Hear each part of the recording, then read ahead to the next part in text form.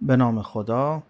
عرض سلام و ادب دارم خدمت شطرنج بازان محترم. امیدوارم که حال همگی خوب باشه. در برنامه قبل شروع بازی های نظیر ایتالیایی و اسکاتلندی رو بررسی کردیم و طرح‌ها و اشتباهاتی که دو طرف در شروع بازی میتونن مرتکب بشن رو با هم بررسی کردیم. در این برنامه قصد داریم یکی دیگه از شروع بازی های باز رو تحت عنوان دفاع دو اسب بررسی کنیم. حالا اینکه دفاع دو اسب به چه صورت هست و چرا بازی میشه در ادامه صحبت خواهیم کرد. E4 E5 شروع بازی های باز، اسب F3 اسب C6 فیل C4. اینجا سیاه به جای حرکت فیل C5 که شروع بازی ایتالیایی بود اقدام به حرکت اسب F6 میکنه. این حرکت تحت عنوان دفاع دو اسب برای سیاه تلقی میشه. دفاع دو اسب شروع بازی است که سیاه با دادن یک پیاده، یک قربانی یک پیاده در مرکز سعی میکنه ابتکار عمل رو از دست سفید بگیره. همونطور که مستحضر هستید سفید چون شروع کننده بازی هست غالبا در شروع بازی ها به علت اون حرکت اضافه‌ای که ابتدا انجام میده یک ابتکار عمل و یک برتری جزئی رو از آن خودش میکنه و سیاه همواره سعی میکنه که به وضعیت متعادلی برسه. در دفاع دو اسب سیاه با دادن قربانی پیاده در مرکز سعی میکنه که خطوط خودش رو باز کنه، آزادی عمل زیادی رو برای سواران خودش خصوصا فیلها به ارمغان بیاره و سعی میکنه که ابتکار عمل رو از دست سفید بگیره. بنابراین اگر سیاه بازیکنی هست که محتاطه یا اینکه از قربانی دادن پیاده در شروع بازی و عقب افتادن پیاده در شروع بازی ترس داره، بهتره که این دفاع رو بازی نکنه و به سراغ دفاعهای دیگه در شطرنج بره. توی این دفاع سیاه باید پیاده رو در مرکز قربانی بده و بلافاصله سعی نکنه که اونو تصاحب کنه تا به وضعیت مطلوبی برسه. خب واریانت ها رو با هم بررسی میکنیم. واریانت اصلی که سفید تو این گشایش انجام میده حرکت اسب J5 در حرکت چهارم هست و اسب و فیل سفید در همین ابتدای کار به پیاده F7 سیاه که ضعیفترین پیاده شروع بازی هست حمله میکنن. در واریانت ایتالیایی به علت اینکه اسب شاه هنوز به خونه F6 نیامده امکان حرکت اسب J5 در حرکت چهارم وجود نداره. اما اینجا چون سیاه حرکت اسب F6 رو بازی کرده سفید این امکان رو داره که با حرکت اسب J5 به سمت واریانت دفاع دو اسب و یک بازی تند و تیز و تهاجمی بشه. اینجا سفید اگر بازیکن محتاطی است و تمایل به انجام بازی های آروم داره میتونه بعد از اسب F6 در حرکت چهارم به جای اسب J5 میتونه با حرکت D3 وارد ساختار آرام واریانت ایتالیایی بشه یا اینکه طرح C3 D4 واریانت ایتالیایی رو بازی کنه و وارد بازی های آرامتر و در واقع متعادل تری بشه. اما با انتخاب حرکت اسب J5 سفید تمایل خودش رو به انجام یک بازی تهاجمی نشون میده. خب اینجا پیاده F7 سیاه زیر ضرب دو سوار سفید قرار داره. تنها حرکت ایدئالی که اینجا سیاه میتونه انجام بده و اندیشه اصلی دفاع دو اسب هست حرکت D5 هست. در واقع اینجا سیاه پیاده D5 خودش رو قربانی میده به این امید که در ادامه به ابتکار عمل و آزادی عمل دست پیدا کنه. خب حرکت D5 ای در D5. همونجوری که گفتیم سیاه وقتی که دفاع دو اسب بازی میکنه باید این پیاده رو در مرکز قربانی بده و اگر ترس داره از قربانی دادن پیاده و از عقب افتادن پیاده در شروع بازی، بهتره که به دفاعهای دیگه مراجعه کنه. اینجا حرکت درست اسب A5 و قربانی دادن پیاده است. حرکت اسب در D5 و بازپسگیری پیاده در اینجا حرکت درستی برای سیاه نیست و اشتباه است. حالا مرور میکنیم که این حرکت به چه صورت اشتباه است. در حرکت ششم سفید دو تا گزینه میتونه داشته باشه. گزینه اول قربانی جالب اسب در F7 هست. اسب خودش رو در F7 قربانی میکنه، به وزیر و رخ سیاه حمله میکنه. بعد از شاه در F7 حرکت وزیر F3 کیش، همزمان حمله به شاه سیاه و اسب آچمز شده خانه D5. اینجا سیاه برای حفظ اسب تنها حرکتی که داره حرکت شاه E6 هست. همونطوری که ملاحظه میکنید اینجا سیاه در حرکت هفتم بازی شاه خودش رو به خونه E6 آورده که این امر یه مقدار عجیب به نظر میرسه. اینجا طرح سفید افزایش فشار بر اسب آچمز شده در مرکز هست. اینجا سفید باید به سرعت سوارای خودش رو گسترش بده، به مرکز سیاه حمله بکنه و امکان قلعه رفتن در هر دو طرف وجود داره و از بودن شاه سیاه در مرکز باید بتونه حد اکثر استفاده رو ببره، ضمن اینکه یک سوار در خونه F7 قربانی داده و اینجا دیگه سفید جایی برای انجام حرکات آرام نداره، چون که یک سوار قربانی داده و یک سوار عقب هست. اسب C3 سفید فشار بر اسب D5 رو افزایش میده. اینجا سیاه سریعا باید طرحی برای حفاظت از اسب خودش داشته باشه. اسب C6 رو باید جابجا کنه به طوری که از اسب D5 حمایت کنه و پیاده C خودش رو به خونه C6 بیاره تا از اسب دفاع کنه.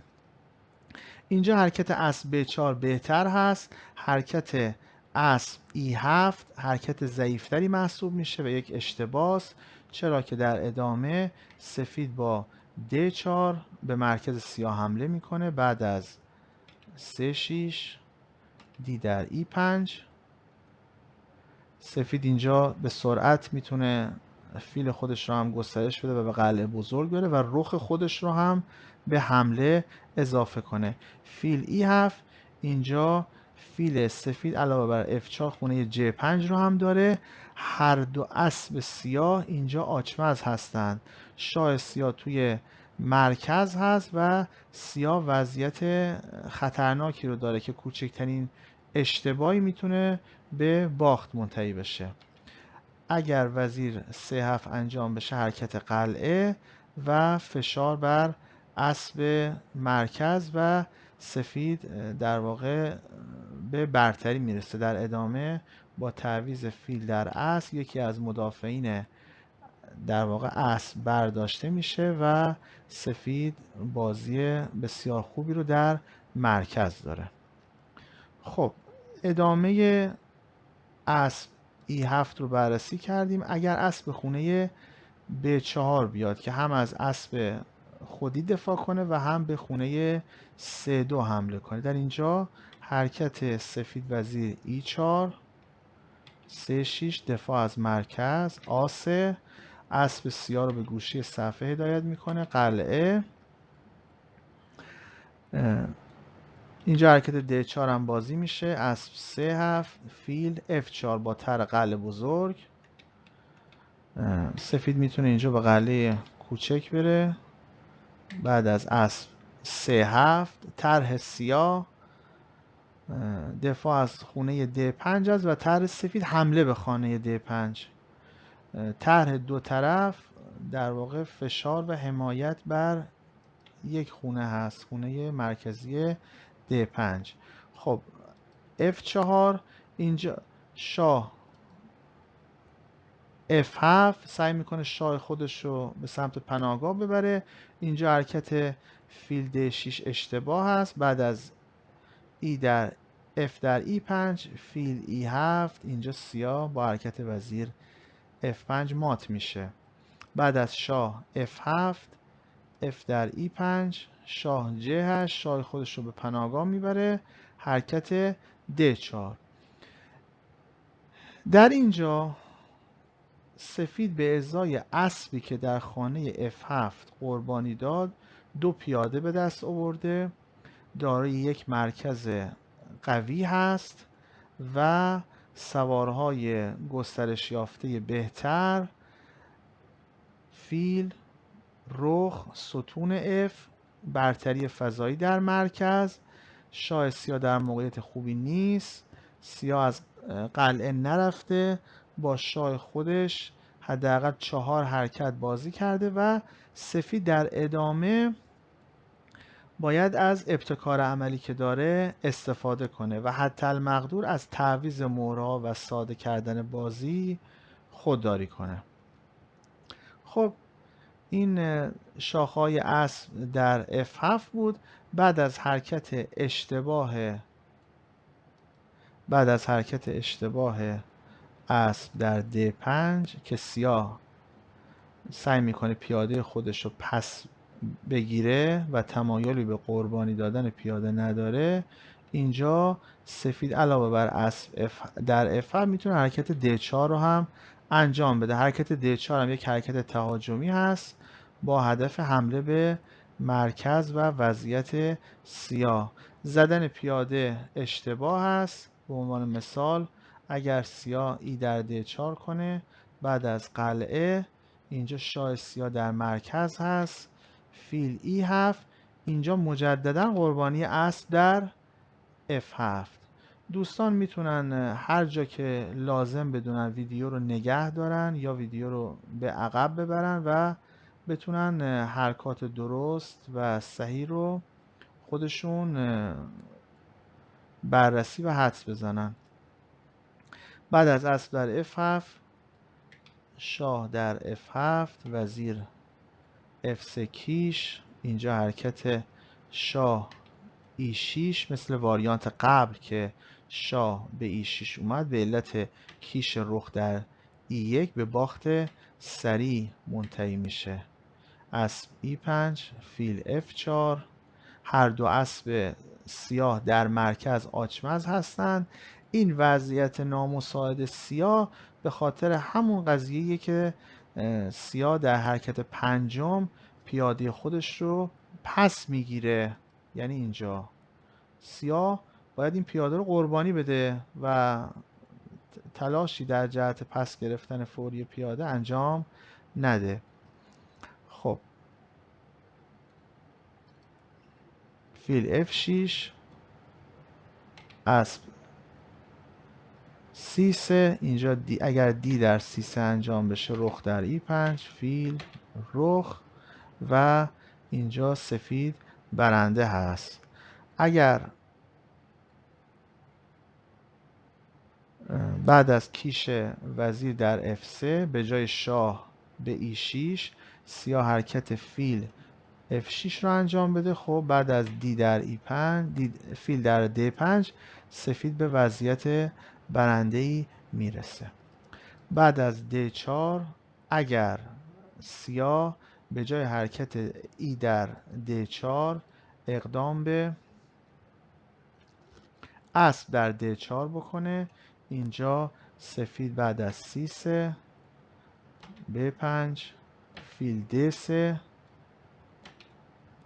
اسب C6 فیل در B5 به برتری میرسه. اگر سیاه H6 انجام بده و در مقابل حرکت C3 حمله متقابلی به اسب سفید انجام بده، سفید اینجا با وزیر H5 تهدید مات در F7 رو داره و اسب سفید قابل زدن نیست به علت وزیر در رخ.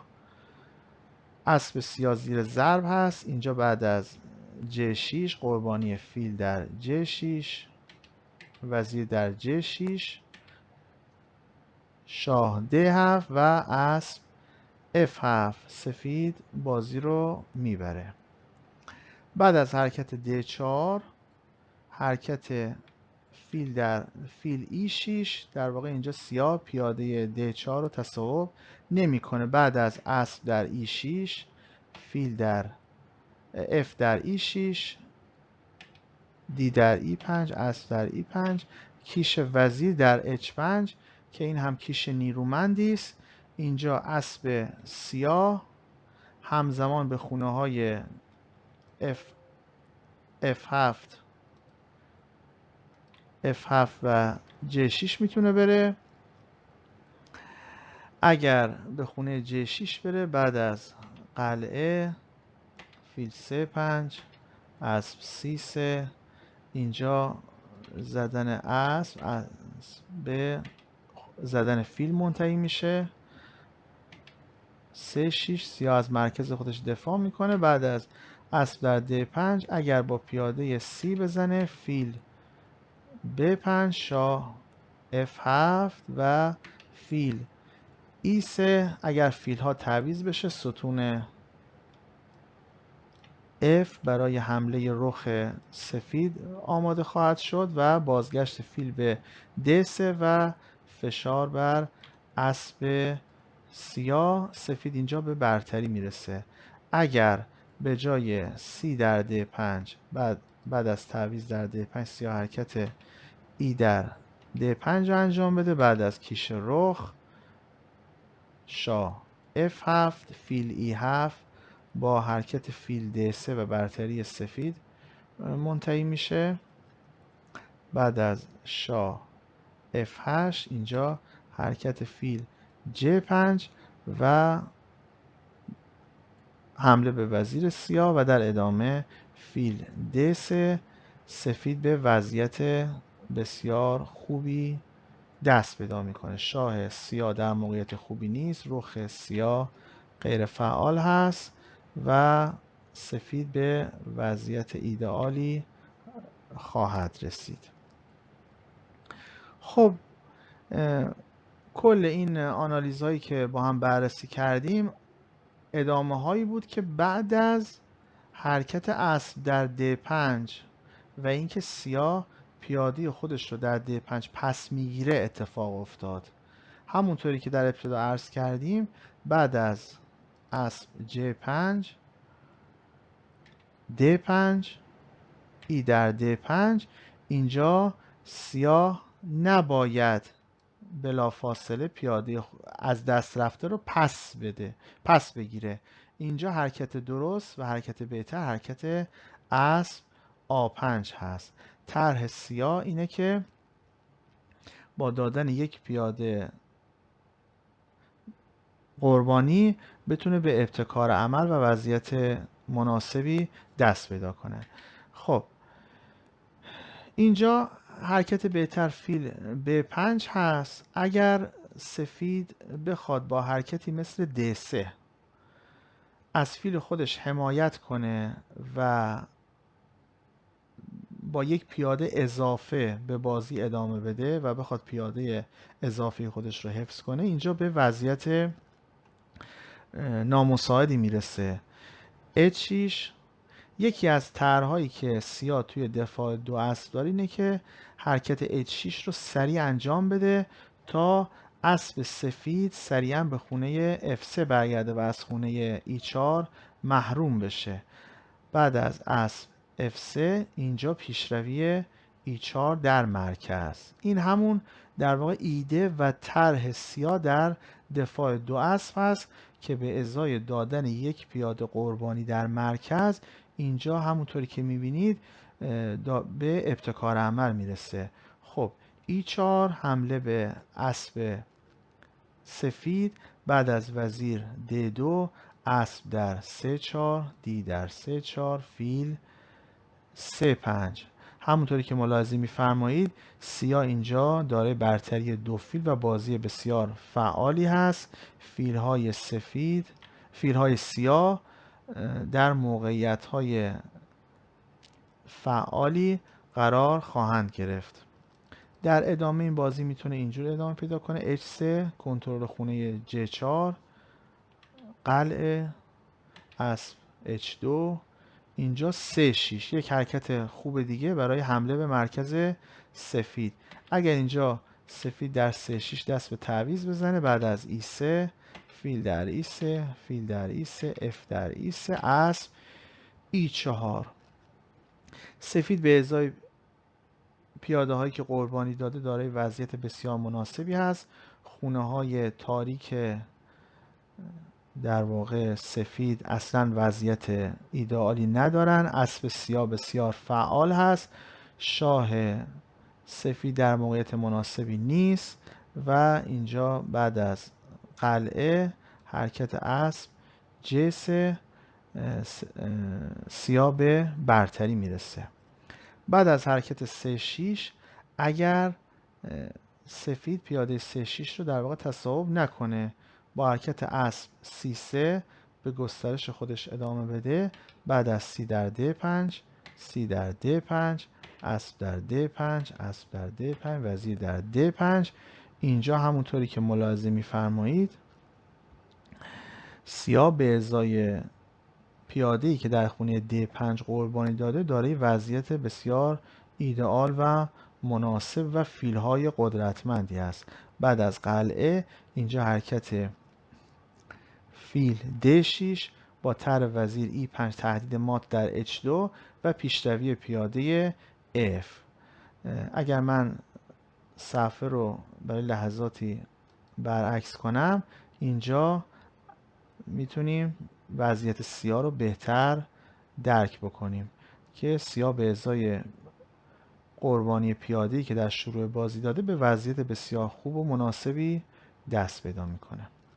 خب برگردیم به حرکت اسب A5. اینجا شاخه D3 رو بررسی کردیم. اینجا حرکت درست سفید حرکت فیل B5 هست. بعد از 3-6 D در 3-6 B در 3-6. حالا اینجا فیل سفید زیر ضرب هست. فیل سفید به کدام خونه باید عقب نشینی کنه؟ عقب نشینی فیل به خونه A4 اشتباه هست. چرا که بعد از H6 نکته‌ای که اینجا در دفاع دو اسب وجود داره اینه که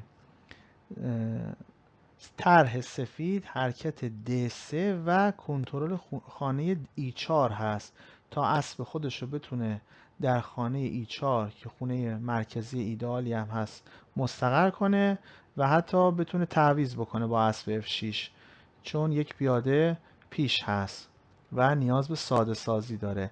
سیاه حرکت H6 رو به سرعت انجام میده تا قبل از اینکه سفید حرکت D3 انجام بده و خونه E4 رو کنترل کنه اسب سفید نتونه به خونه E4 بیاد و سفید اینجا مجبور بشه حرکت اسب F3 رو انجام بده. طرح سیاه همونطور که در شاخه غرب دیدیم پیشروی E4 هست و کسب فضا در مرکز بعد از وزیر E2 ضمن اینکه اینجا اسب سفید خونه‌های مناسبی برای رفتن نداره.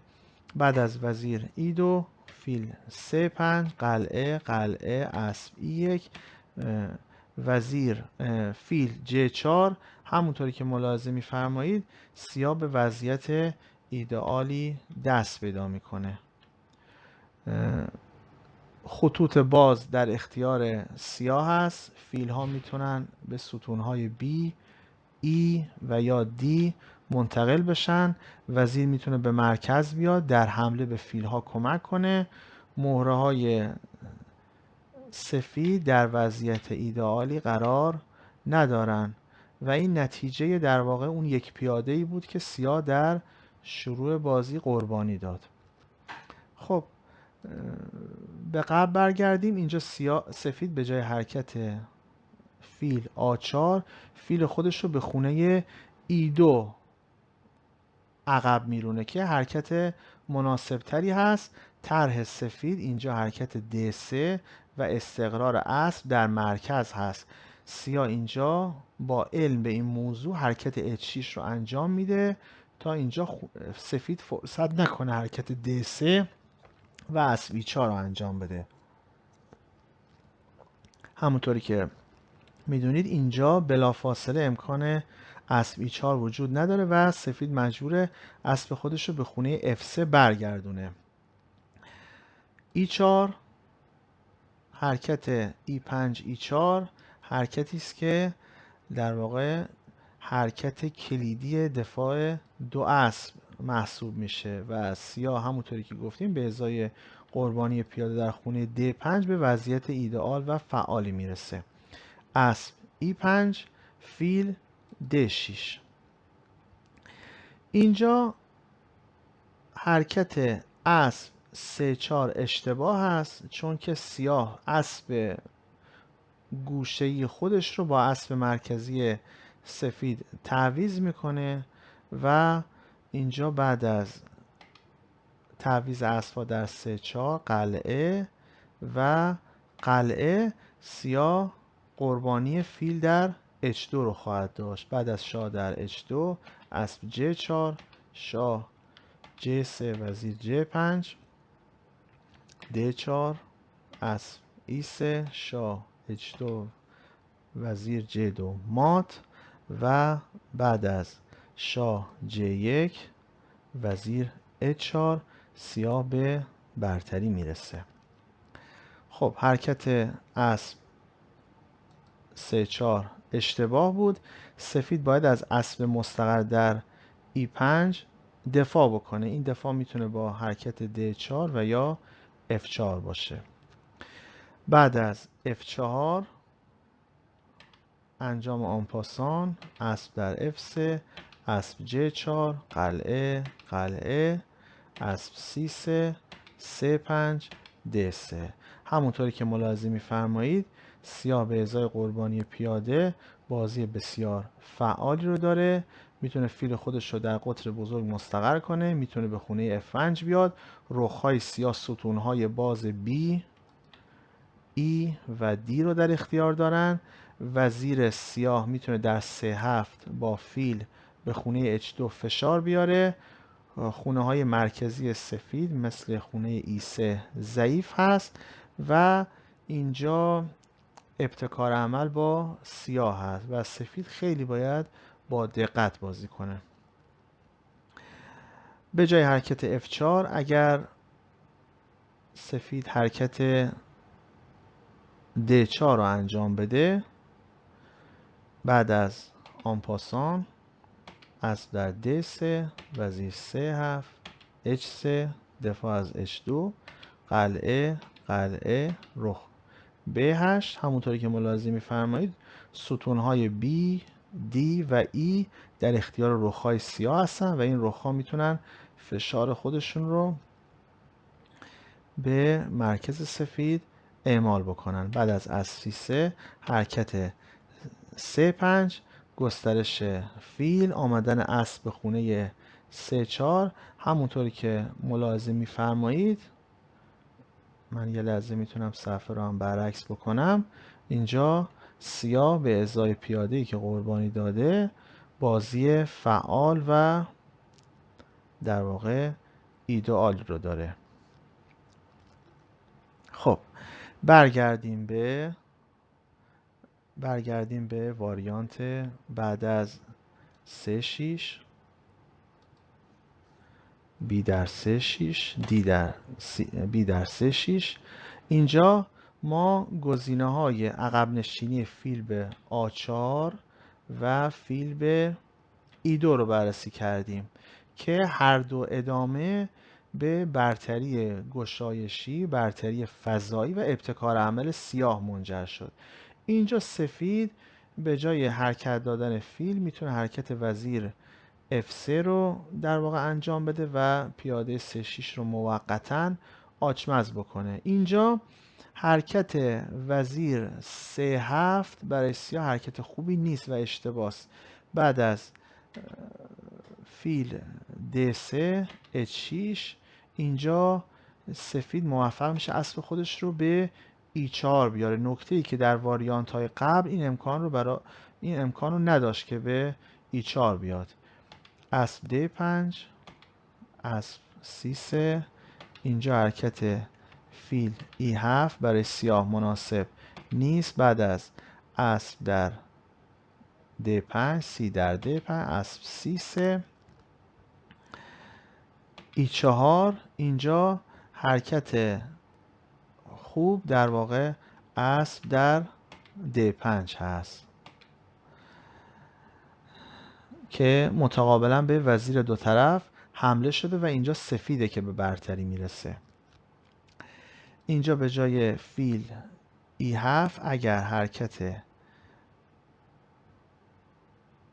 ضمن اینکه در واریانت قبل به جای حرکت اسب در D5 که حرکت برنده است، اگر سفید اینجا مرتکب اشتباه بشه و حرکت اسب در E4 رو انجام بده، این پوزیسیون بعد از تعویض در واقع پیاده های مرکزی و تعویض فیل ها و وزیرها در خونه B7 به سود سیاه ارزیابی میشه. سیاه یک سوار بیشتر داره، میتونه از خطوط و ستونهای باز و قطر بزرگ استفاده کنه. همونطوری که ملاحظه می‌فرمایید سفید در این وضعیت هیچ کدوم از سوارهای باقی مانده رو گسترش نداده و تا بخواد کار گسترش سوارهای باقی مانده رو انجام بده، سیاه میتونه به سرعت رخهای خودش رو در ستونهای باز مستقر کنه، فیل خودش رو در خونه F6 مستقر کنه و فشار خوبی رو به مواضع و پیاده های سفید اعمال بکنه. این وضعیت رو در واقع به سود سیاه ارزیابی میکنن.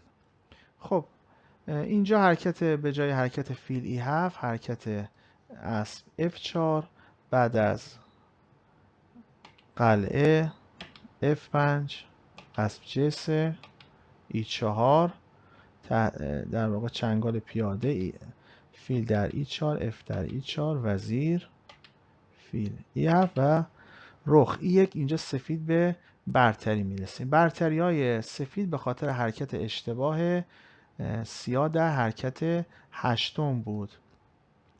اینجا به جای حرکت و اشتباه وزیر 3-7 سیاه باید حرکت درست رخ به 8 رو انجام بده. بعد از فیل در پیاده اسب در پیاده وزیر در پیاده اینجا حرکت درست اسب D7 هست. اینجا سیاه 2 پیاده خودش رو قربانی داده، اما بعد از D3 فیل E7 اسب E4 رخ B6 وزیر A4 F5 اسب G3 و قلعه به ازای 2 پیاده ای که عقب هست به وضعیت فعالی میرسه. زوج پیاده E5 و F5 زوج پیاده قدرتمندی هستند که در ادامه میتونن با حمایت سایر سوارها پیشروی خودشون رو به قلعه سفید انجام بدن. سیاه داره برتری 2 فیل هست، از برتری خودش باید استفاده کنه. رخ فعالی در خونه B6 داره که هم میتونه در ستون B و هم میتونه منتقل بشه به جناح شاه هر کدوم از خونه های F6 J6 و H6 در آینده در صورت لزوم.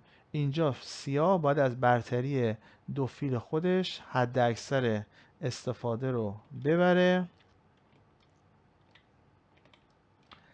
از ساده کردن وضعیت باید حتی الامکان دوری کنه و بتونه از در واقع ابتکار عملی که داره استفاده کنه.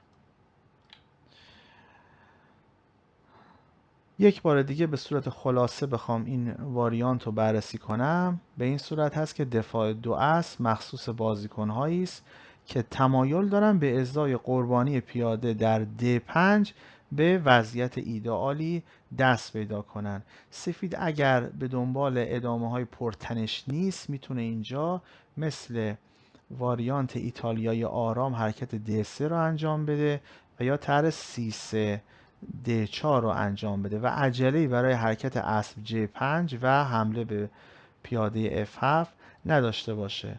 متقابلا سیاه بعد از حرکت D5 و ای در D5 باید پیاده خودش رو در مرکز برای به دست آوردن یک بازی فعال و گرفتن ابتکار عمل از سفید در واقع قربانی بده. تصاحب فوری پیاده D5 و اینکه سیاه تمایلی به قربانی پیاده نداره برای سیاه بعد از واریانت های اسب در F7 و یا D4 گرون تموم خواهد شد. امیدوارم که مطالب براتون مفید بوده باشه. ممنونم از حمایت های شما عزیزان.